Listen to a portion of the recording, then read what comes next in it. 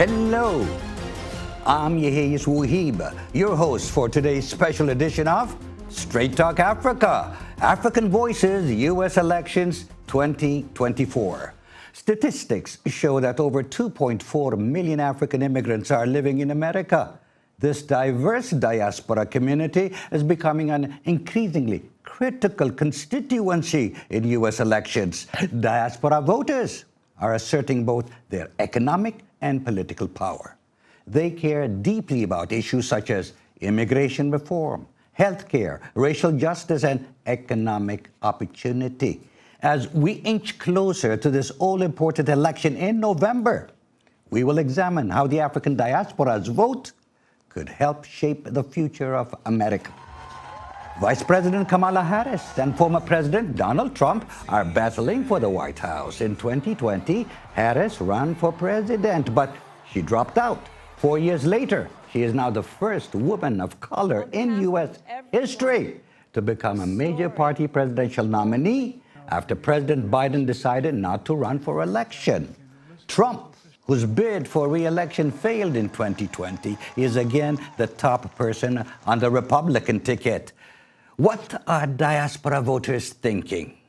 VOA's Philip Alexio sets the scene. The U.S. presidential election shows a tight race, with each nominee leading in the polls in various categories and demographics. The black vote, including the country's expanding African diaspora, could be a factor as black voters remain overwhelmingly affiliated with the Democratic Party, according to the Pew Research Center. But Cameroonian-born American Pastor Daniel Puffuck thinks the black community's values don't always represent the political bloc they vote for. It makes you feel that there is a kind of bipolar way of looking at life, because you cannot have certain set of values that maybe belong to one party, but when it comes to the voting booth, you vote against those values. Assistant Professor of Political Science Sambo Muzara from Zambia says politics in America today has taken a step back.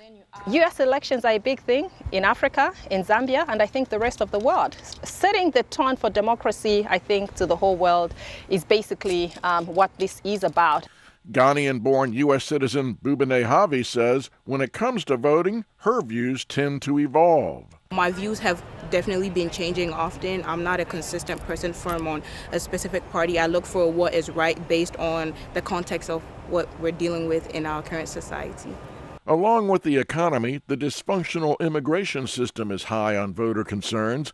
It's also an issue that affects non-citizens like Rwandan Bengali Diakite, a student at JMU here on an F1 visa. To stay in the U.S., he says, students have to get a job and worker authorization within 3 months of graduation. And I feel like it's very tight on F1 students because it kind of doesn't give us enough time to be able to look for all those opportunities or even do the interview process, and understanding that we're in a new environment, so we need some time to cop up. Chukwanunso Vincent Iwanage chairs the Maryland Governor's Commission on African Affairs. He points out that the African continent is home to 40% of the world's minerals. So there's no reason why the continent, should be considered poor. Rather than exporting lithium ore mined in African countries, Iwanage says the continent should be building factories and making the batteries. He believes in creating economic opportunity over the focus on aid by other countries. That should be where the next president should be looking to in relation to Africa. Philip Alexio, VOA News, Washington. To help us analyze the issues of the presidential election, we have with us three distinguished panelists. Kwaku Nuamah, a senior lecturer at the School of International Service at American University here in Washington. Philomena Desmond-Ogugua, Vice President and founding member of the African Businesswoman Network, and Ambassador J. Peter Pham, former U.S. Special Envoy for the Sahel and also the Great Lakes region of Africa. Welcome to all of you. Thank you for having us. So now, we are talking about the diaspora. Diaspora, a word that comes from the Greeks, meaning to scatter, to sow, to disperse. We have been dispersed, we have been scattered to Africa, and we are here.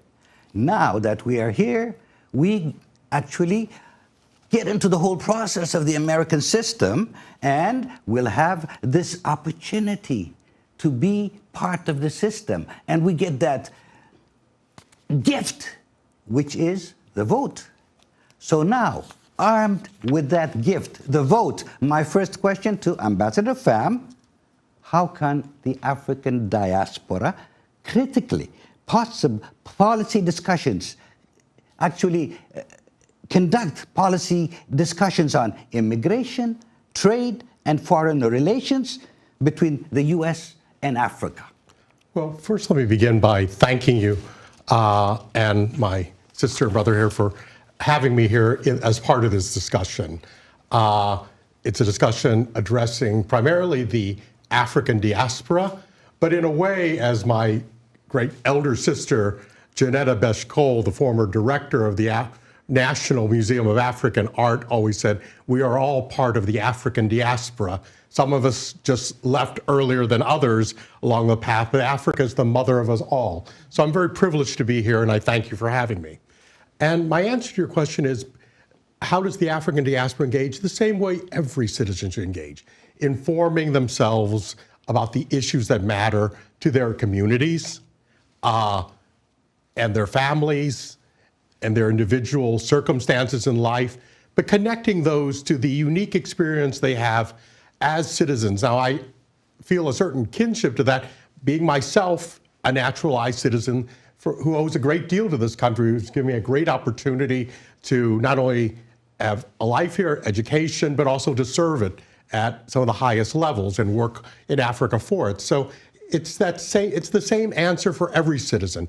But of course, Africa, for those who are of the African diaspora more immediately, it tugs more directly, and they have an opportunity not only to inform themselves on policies that affect Africa, but also to be voices to candidates and others about the importance of that.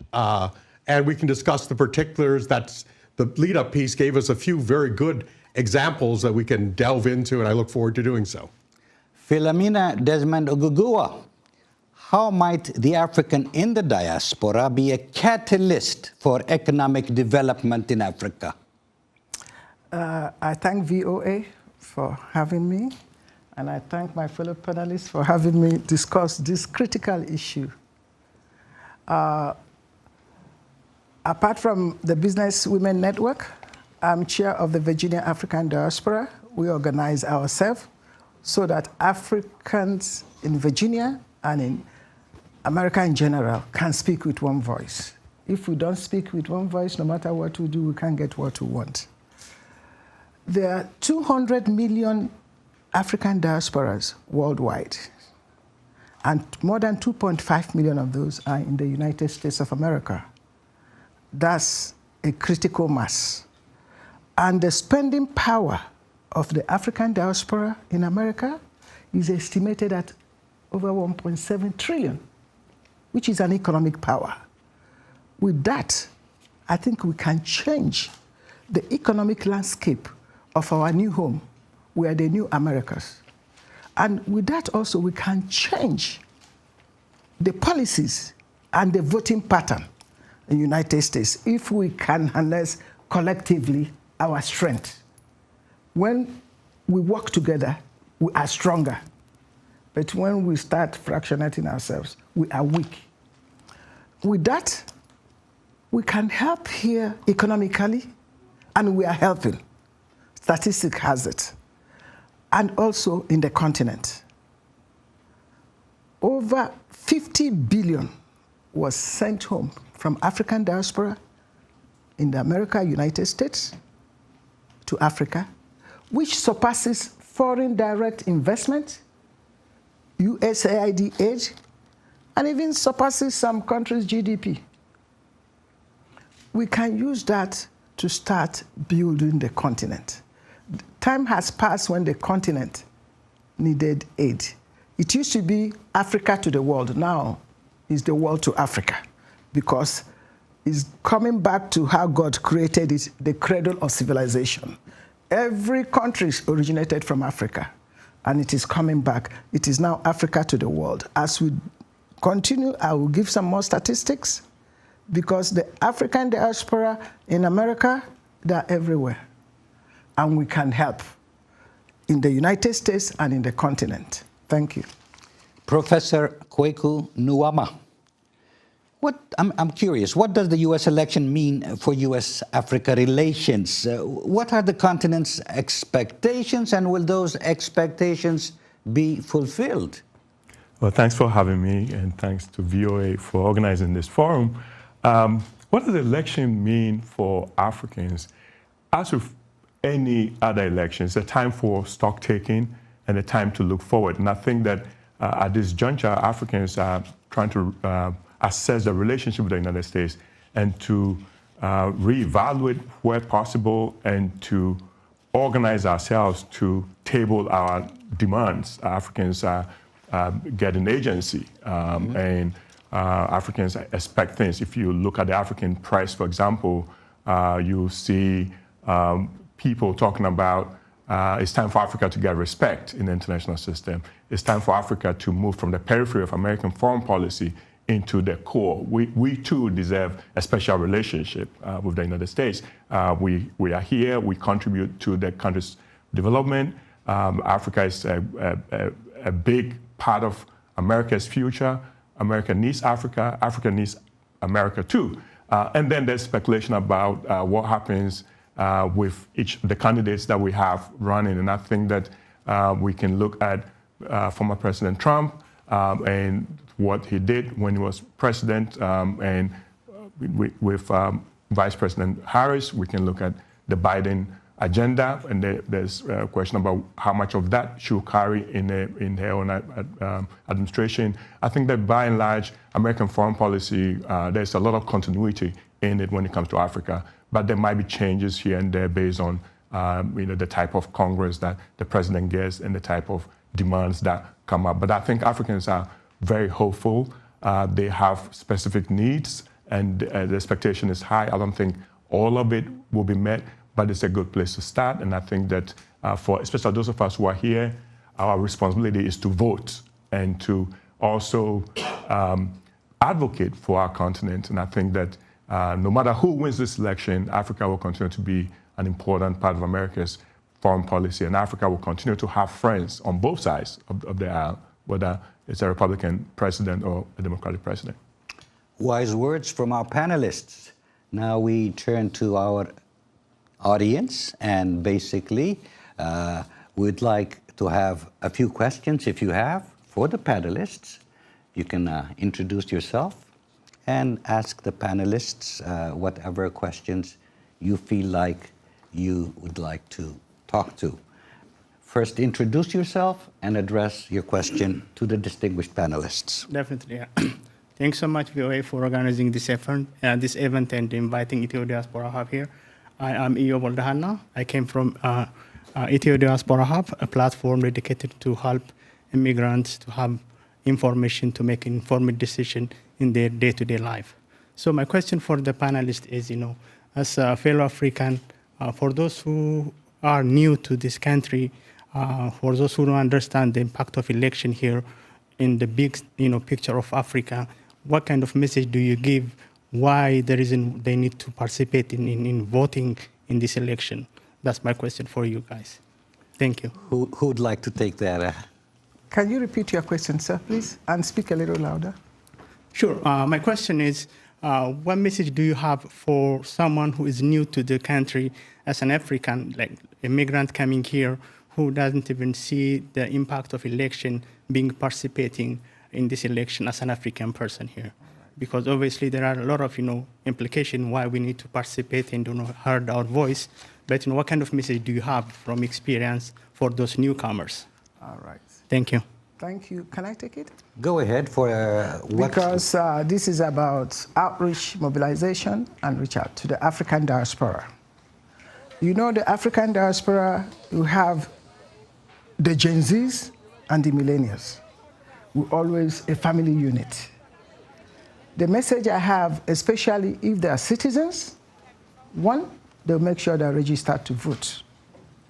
And even if they registered to vote many years ago, they should go to ivote.com to make sure they're still registered to vote.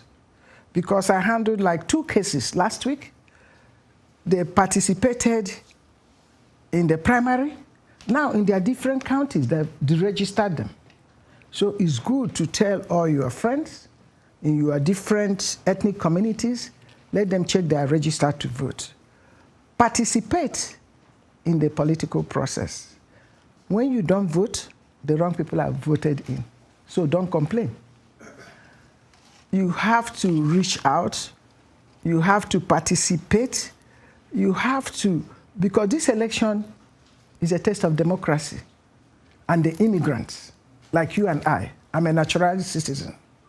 From what you are reading in the press, if it is a fact, some people are planning to remove our citizenship and deport us. When we have been paying taxes, doing our social, corporate, and community responsibilities, and when some of those people also saying this are first or second generation Americans, including their children. So that's why it is essential, because our right to vote as a citizen is a right nobody can take from you. If I could Yes. Ambassador, I go ahead. definitely agree with my sister here that the importance of registering and voting, Yes. but also being informed on the issues, Yes. and not believing everything you hear. Now, with all due respect, my sister, I'd like to know who is saying removing the citizenship and deporting citizens. I think there's discussion of deporting those who are here illegally, but I've not heard a major candidate of either party talk about lifting citizenship from naturalized or other citizens. So let's not alarm people also unnecessarily. I think I can talk to you off camera about that, but because it is documented. But we have to vote on issues that affect the African diaspora. The issues that affect you is not the same that affects me. Immigration is important to me. Education is important to me. Health is important to me. Work is important to me, especially immigration. Is very, very important to me. Healthcare is important. Education is very, very important. Those are issues that affect my community. Is different from issues that affect your community. Our community will look at issues that affect them. Which of the 2 people running addresses our needs better? Very good. Let's involve Professor Kwaku here on the same subject. I think that a vote is a terrible thing to waste. If you have it, use it wisely. And I think that you shouldn't let one of the parties take your vote for granted. And don't write anybody off. Examine issues and look at the records, see what they say they're going to do for Africa. But also you live here, so you also have to vote. You have to vote for here and also for home. And so you have to look at their parties, look at their platform, but more importantly, once they have power, you have to hold them accountable. And it's not just the presidency, it's throughout the system, the local government, hold people accountable, because if you're not there, they take you for granted. And so don't just vote and go home, just continue to stay engaged. Moving forward, we have another gentleman here with your My name is Melvin Foote, and I'm the president of the Constituency for Africa. My question has to do with the definition of diaspora. I've been working on Africa for more than 50 years, but my people were born in this country. I am a descendant of slavery. And so the African Americans, who by and large had lobbied the U.S. government to allow for more African immigrants to come to this country. When we look back at Barack Obama and so forth. My question is, there's a real divide between African Americans and Africans, immigrants, on all issues concerning Africa. In the last election, many African immigrants voted for the Republican side, as opposed to supporting, say, Democratic candidates because they just felt they can get a better deal. They were not looking at issues of housing, civil rights, or any issues that Black Americans deal with. They were both voting their own interest. Mm-hmm. And so the question becomes, one, how do we actually unify the African diaspora in a real kind of sense? You got African immigrants, you got African Americans, you got Afro-Caribbeans, Latinos, and so forth. All of them must be working together, but we're not going to get there if the African diaspora is actually divided as it is right now. So, in unity, there's strength. What say you guys? Mel, you know, we've worked together for many years. Mel was a Peace Corps. That's how he started in Africa in Eritrea. Before he went to Africa, after that, he started Constituency for Africa. And he has done a lot to pump the name of Africa. He's the only African American that is even talking about Africa, going there to see how we can listen. But when you say that we are voting the other side, I don't think so. I don't think so. It's vice versa. Also, African Americans are. But the African Americans are part of the diaspora. They are part of the 200 million diaspora that are out of Africa. And they are called the 6th region now at the AU. Yes, and it was lobbied. And I mean the African Americans, they are part of the African diaspora. I know that in this thing. I know that the first African that stepped foot in America in 1619 was at the Hampton, where they said the 22 odd men were taken from a ship going to Brazil and this.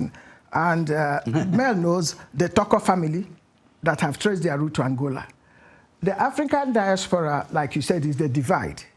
They are part of, the African Americans. In the narrative, when you talk of African diaspora in America, it includes the African Americans. Is what she's saying, some divide. When you look at PAC, the Presidential African Advisory Council, is not made up of only African diaspora. African Americans are there also. I think unity is strength. I think we have to work with our brothers that came here before us, not by their own making. Some of us came through JFK.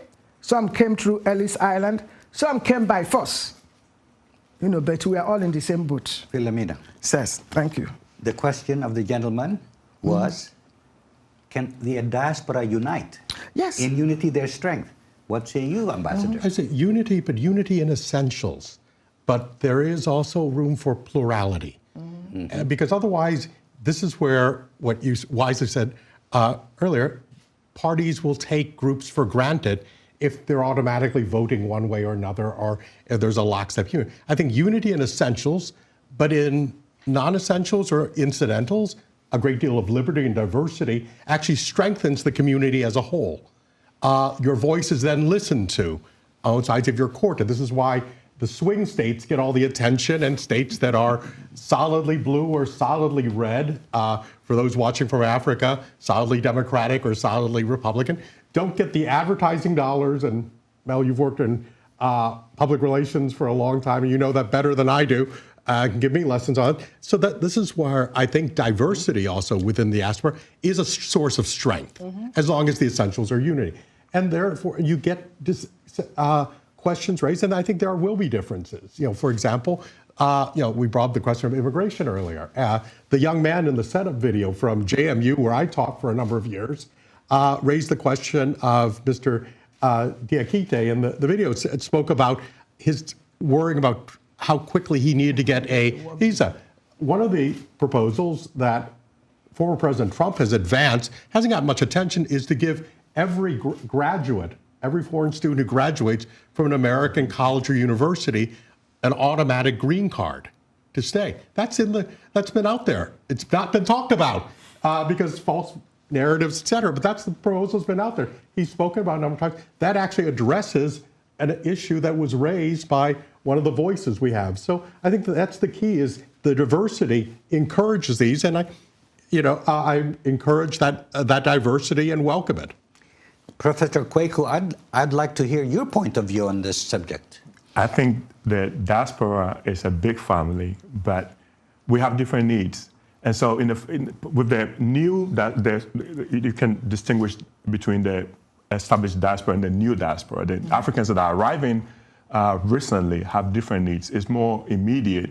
But you notice that even within that community, in the second generation, when their children become African Americans, they have different focus on what they can get from the United States. So somebody that's arriving now is maybe worried about work, ability to bring their family here to start a business, But later on, when they established, they realized that we can really get ahead without understanding the struggles that African Americans, for example, are engaging, because they fight for rights that we benefit from. And a lot of Africans are not always aware of that we are able to go to schools that African Americans couldn't go to. We are able to have certain jobs, live in certain neighborhoods because of we're benefiting from the fruits of their struggles. And that's not always immediately understandable within the new diaspora community. But as we establish here, we realize that we are in the same boat together, and how they are treated affects us as well. So we need to work on that. But we shouldn't vote on the basis of perceived grievances or received knowledge about what we can get from each party. I think we need to re-examine our relationships every year, every time you have a chance to vote.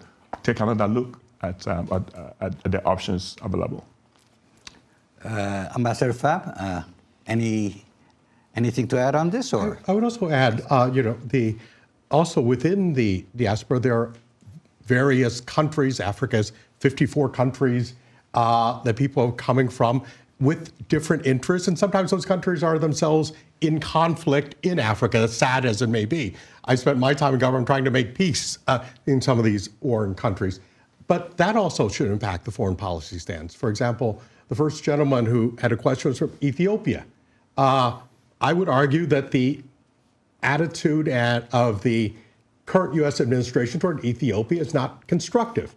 Kicking Ethiopia out of the African Growth and Opportunity Act, damaging trade, some hurtful things have been said about Ethiopia's legitimate need, in my view, for access to the sea. All those things are issues which affect our foreign policy issues. They're not domestic issues, but they're issues that an Ethiopian American could rightly bring into the political discussion this year. We will take more questions after the break. It's time to take a short break. For our affiliates who are leaving us now, we thank you well. We'll return with more of our Town Hall special, African Voices, U.S. Elections 2024. Stay with us.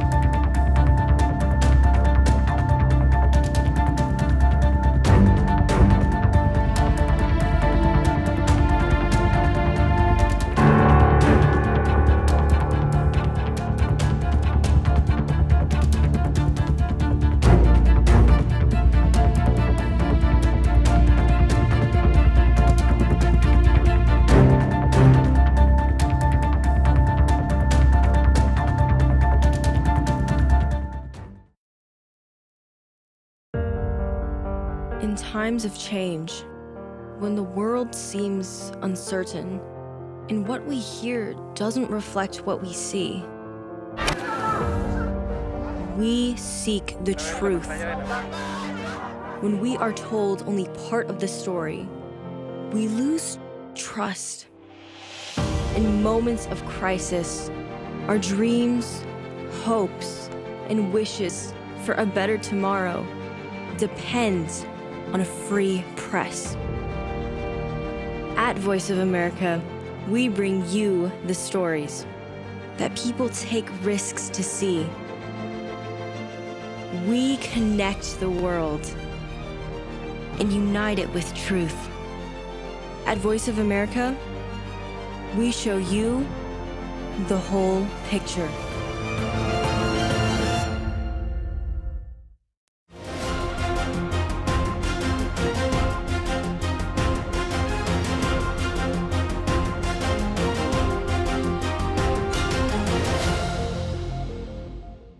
As an American, we still I still have to vote. So I'm going to register with the FPCA portal to be able to mail my votes or my ballots to be entered so that I can also exercise my vote as a citizen. For the next leaders, future leaders of America, and in terms of the relationship they have with other countries, I would only hope that whatever decision they take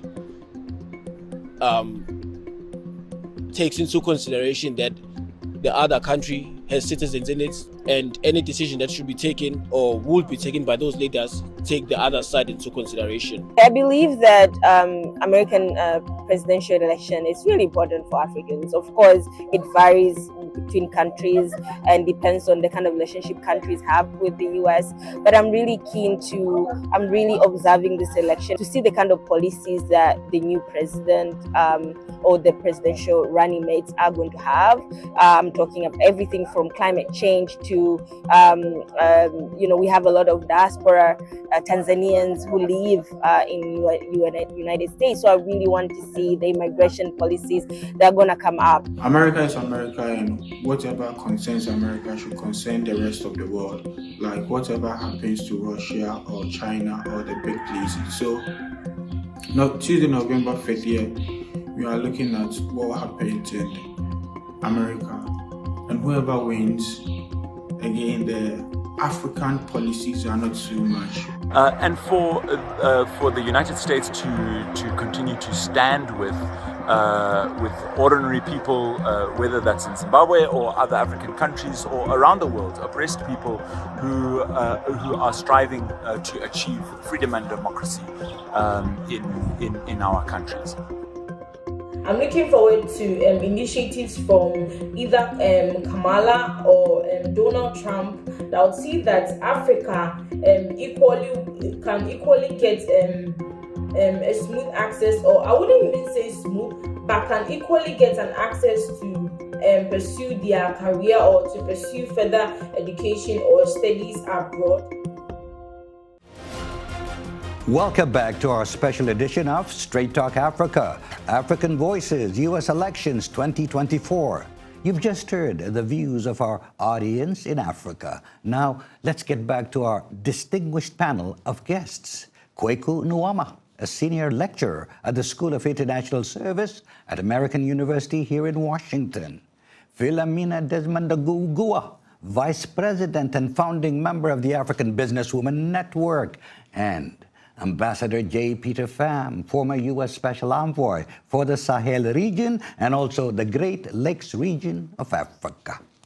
Welcome. Lots of the news from sub-Saharan Africa, this is for Ambassador Pham, is about war, famine, poverty, or political upheaval. So it is understandable if many Americans think most Africans who immigrate to the United States are poorly educated and desperate. But research tells another story. Could you expound on that? Well, certainly. And first, let me begin by saying that certainly there are many conflicts, there are humanitarian challenges, there are economic challenges in Africa, but that's only a small part of the picture.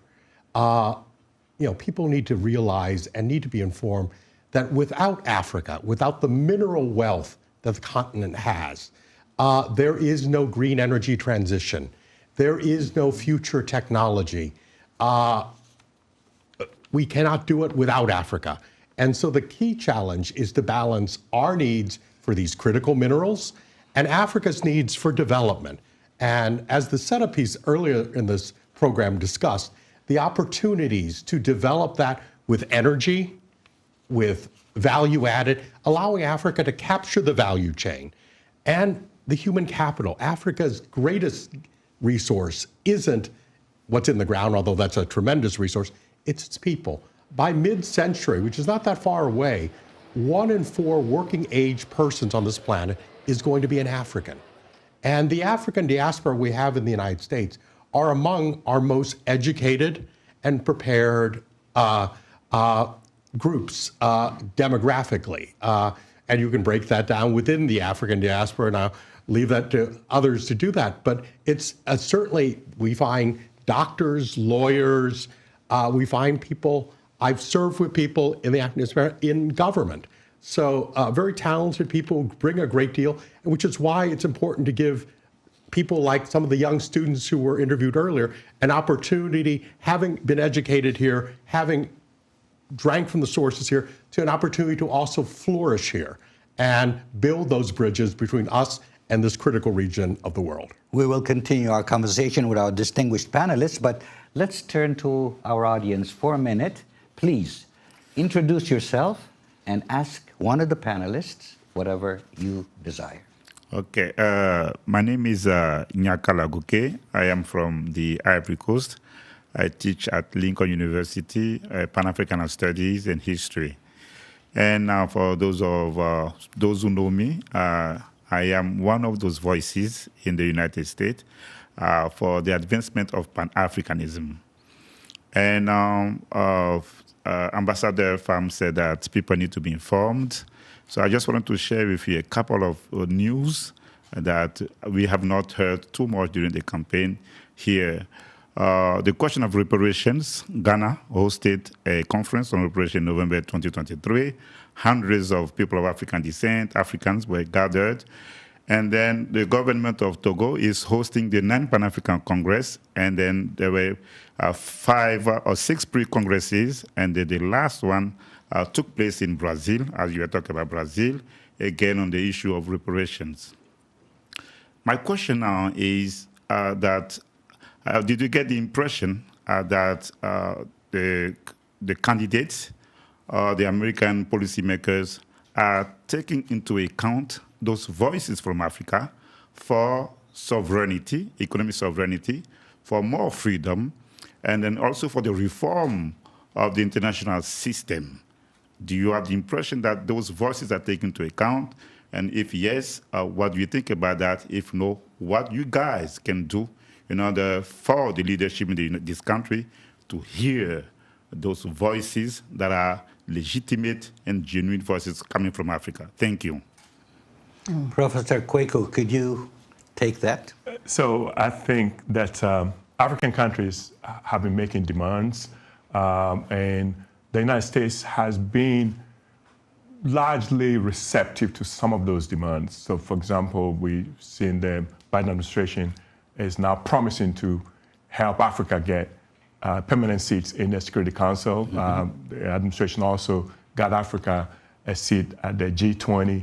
And so these things matter. But for me, the things that really matter for Africans is what we do on the continent, not what we do for ourselves, not what our friends can do. Our friends can always help us, but the things that really, really matter are the things that we are able to do for ourselves, and those things begin at home. So if we take governance seriously, if we respect human rights, if we invest in our people, if we respect our environment, the continent can do wonderful things. We don't need the help of people outside the continent. Now, we welcome that support, but if we can take things seriously at home, we don't have to go beg anybody. But our friends are out there, and they have, at least the United States is willing to help. I don't know about reparations. I don't know if any of the political parties will touch that.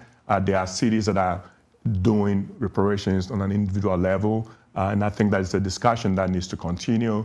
By the way, I think that some African countries need to also give reparations to people in the diaspora. I mean, slavery was not something that just benefited from the West. There are African states that also benefited from that transaction. It doesn't always have to be monetary. It can be simply recognizing the debt and offering something of value in exchange. So that's a discussion that we got to keep having.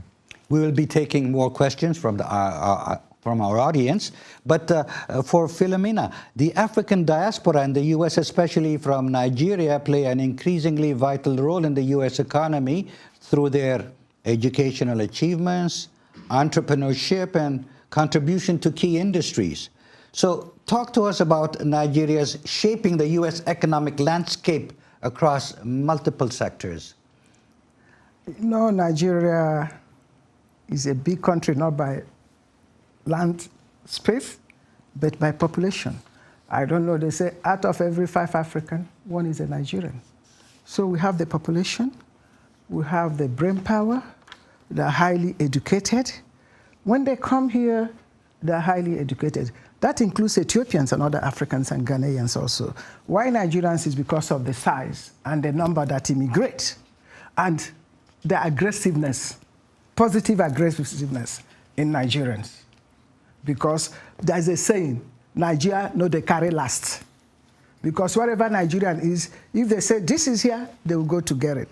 That's why they are in every sector. For instance, the mayor of, I think, is it Denver, one of those, or Colorado Springs, came to this country 11 years ago. But he's a mayor of a large city. It's because of pushing. Nigerians get themselves involved. That's why I advise every African country to get themselves involved. From what my brother said about our influencing the change of policy. What the politicians here are numbers.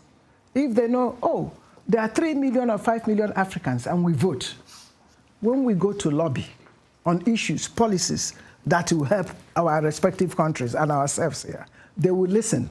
But when they see we are docile, we don't do anything, they don't talk to us. Like Nigeria has now, the vice president during his presentation at the United Nations bid for Nigeria to get a permanent seat in the United Nations. I will help in lobbying. Everything you get in this world is lobbying. It's for us to get involved and be part of the system. We are here right now. With Nigeria, it's because we participate. I didn't travel all the way from Africa to America to be going to village meetings. I will go to meetings that will make me know what the system, what time it is in America, that will help my fellow Africans here and in Nigeria. When I go back home, I can go to village meetings. But here, let me go to American meetings. Thank you. Thank you, Philomena. Let's turn one more time to our audience, please. Introduce yourself and to any of the panelists, your question. Thank you very much. My name is Furaha Joy. I'm a lawyer, researcher, Georgetown Law University graduate, and an advocate for the economic empowerment of women in Africa. My question is to all 3 panelists. I would like to know how committed is the African diaspora to the development of Africa in light of the deepening inequalities in our continent, the basic infrastructural disadvantages that we continue to still suffer, given that the African diaspora is such a huge investor in the United States. Why can't the African diaspora use its leverage to push for change in the continent? And if that is happening, what are the examples of that? A question for our 3 distinguished panelists. Let's start with Ambassador Pham.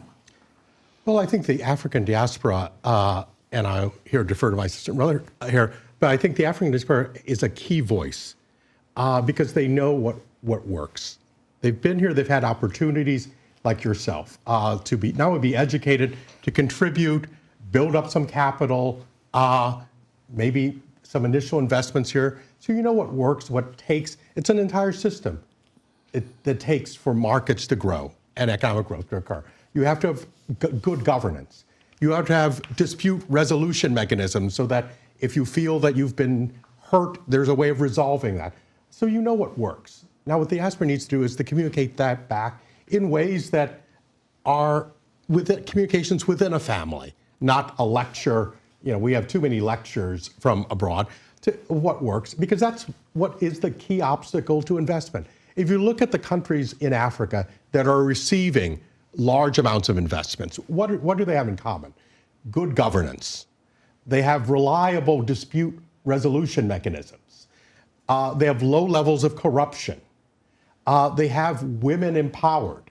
And you know, if you go through those, and probably we can add a couple other criteria, those are the countries that are getting the investments. Which are the ones not getting the investments?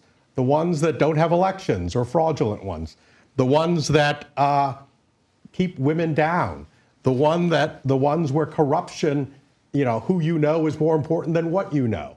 And so I'm not telling you anything you don't already know.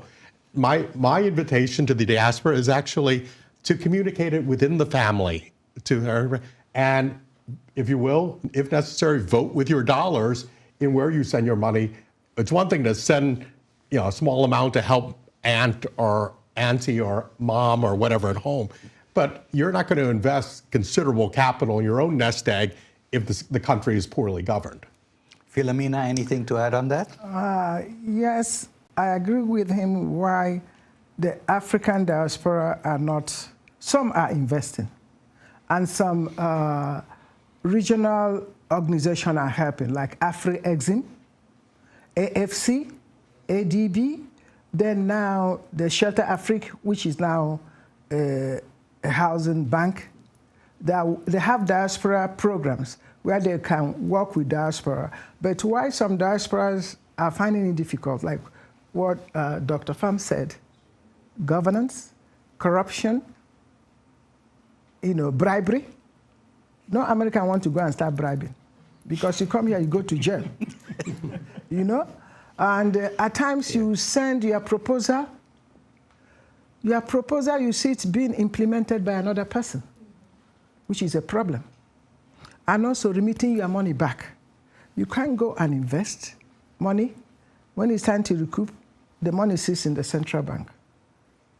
And there should be very good investment laws for I think each government through their Ministry of Trade or through their investment promotion agencies should have a section for diaspora investment, which will make it easier for people to come invest in large projects.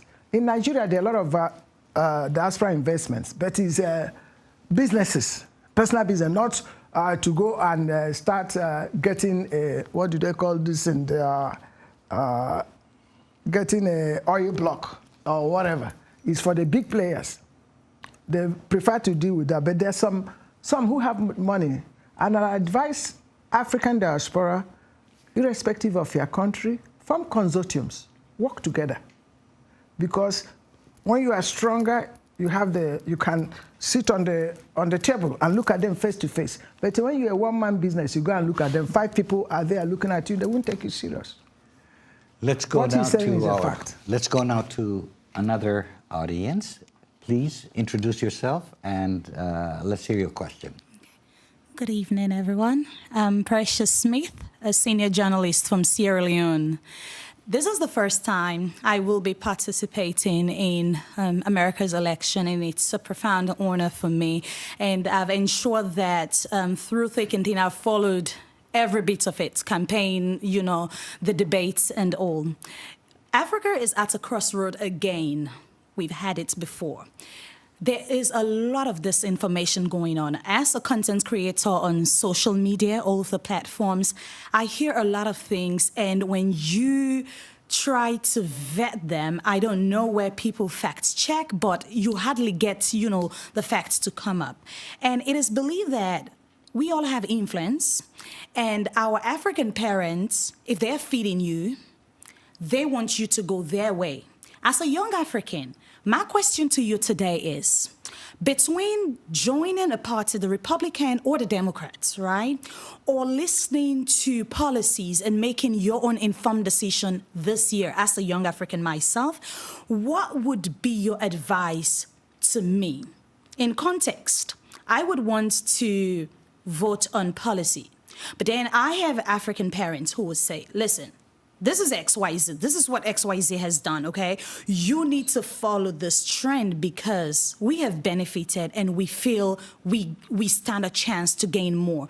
So to you, I need your honest opinion between policies and belonging to a party. What would you advise me to go for? Professor Kwaku, what do we advise this young voter? Well, I think young people know a lot more than we do. So I'll let her make her own decision. But I'll tell you what I did. I came to this country 25 years ago. I looked at what I needed from the podcast system, and then I had values based on that. And then based on that, I decided which candidate was going to serve me. And as I said, you have to focus on where you live and then other things. So I live in Washington, D.C., so I care about what happens here, but I also care about what happens in the country as a whole, and I care about what happens in the world. So you rank those things, and it changes from time to time. I don't believe in kind of tying yourself down to any particular party, because that's how you get taken advantage of, and you get one party writes you off and the other one takes you for granted. I don't like that. So I'm more transactional when it comes to this stuff, and you got to have a list of what you want, and you have to check to see which one of the parties will try to meet you where you are. And I think that's how I do it. And so, but as I said, young people are they have more information than we do. So. Ambassador Pham, what is your advice for this young lady? Well, I think the professor has wise counsel there, and I would follow it. Look at the issues, look at the array of issues. And in your own personal value system, some issues are going to be more important than others. I mean, there are still things that annoy me, but I generally don't vote on them because they're minor annoyances, and they sometimes get me really upset, but they're not core to my values or what I believe. Other times you also have to be strategic. It's no great secret, full transparency. I tend Republican. I'm a Republican. But I live in the District of Columbia. So if I don't split my ticket, in some cases I wouldn't be voting because there aren't even Republicans running for some offices. So one has to split one's ticket. But I've always split my ticket. And so I think that also, you can't just because someone maybe meets your expectations to be the president, doesn't mean that someone from that person's party meets your expectation to be governor or mayor or neighborhood advisory commissioner, for that matter. So I think splitting a ticket is also important. And that means an array of issues. I may disagree on matters of war and peace and foreign policy with my city council person, but I might agree with him or her on whether there should be traffic up my street or not. So I don't have to agree with him or her about foreign policy to have an agreement on traffic regulations. And so I think that's an important part of the founding fathers of the United States purposely designed a system of multiple layers of government and divided power. And I think, and that's why the system has endured longer than any other constitutional arrangement is the balancing act. And that balancing occurs at a national level, but it also needs to occur in an individual decision-making level. So, welcome to the electorate, and enjoy your first vote. Great advice. I hope it helps. One more. We have an audience. Please identify yourself and direct your question to one of the panelists. Thank you for having me. I'm Dr. Buti Kale, and I'm a former UN employee. In that regard, I worked for the United Nations High Commissioner for Refugees for about 30 years.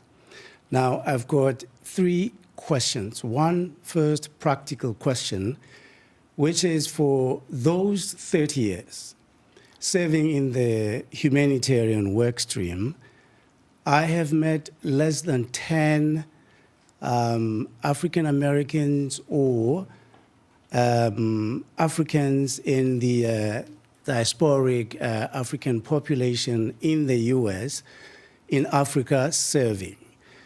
The U.S. is one of the key donors when it comes to humanitarian issues as well.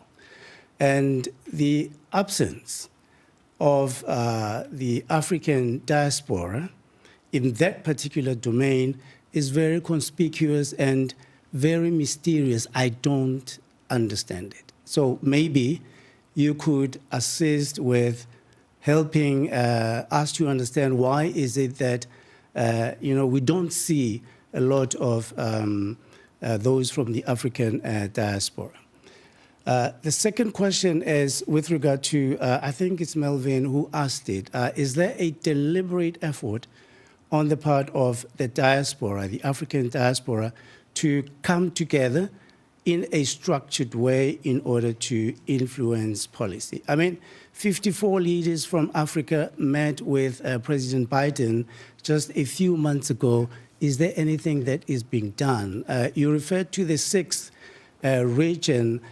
Is there anything that the diaspora is doing in order to interact in a deliberate way with the African Union in order to influence policy? Thank you. We are running out of time, so can anyone capsulize his thoughts and answer it? You said, just in a nutshell, when you said about the Leaders Summit, that's what you were talking about, right?